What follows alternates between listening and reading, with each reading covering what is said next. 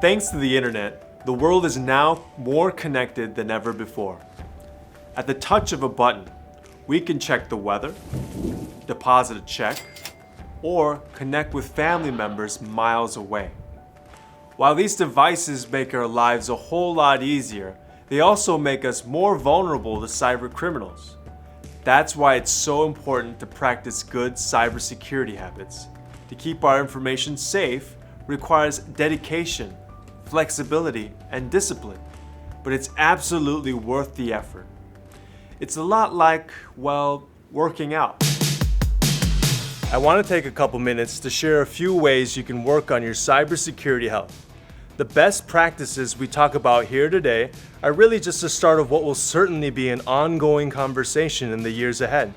So to begin, some terms. Phishing, spear phishing, and whaling.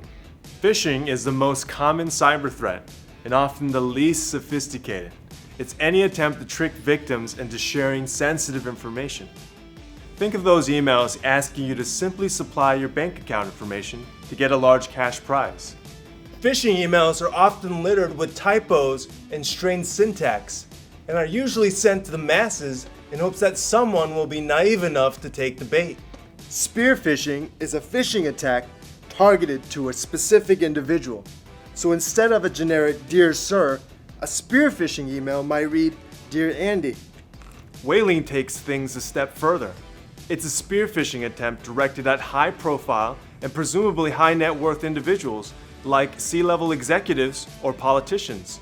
These attacks often ask you to take immediate action, like clicking on a link or downloading a file, which could give the attacker access to your sensitive information or allow them to install malware on your device. The attacker will often create a sense of urgency to throw you off guard, or sometimes attackers will spoof or impersonate someone you know, such as a loved one in need of help or a boss asking for a quick favor. The key to catching these kinds of attacks is to scrutinize anything that seems out of place. Received a phone call from a distant relative you've never heard of? Question it. Got an email you weren't expecting with links you're being asked to click on? Question it.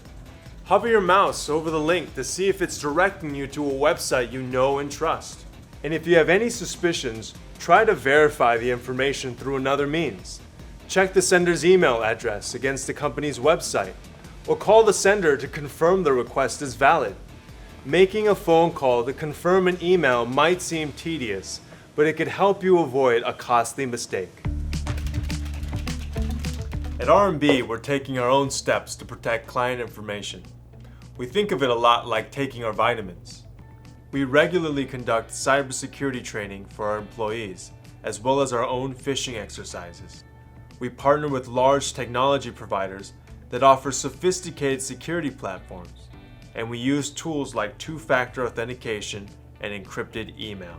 But we know the best defense we have is our strong relationship with our clients. The better we can recognize each other's voices, habits, and mannerisms, the better we'll be able to spot potential cyber attack.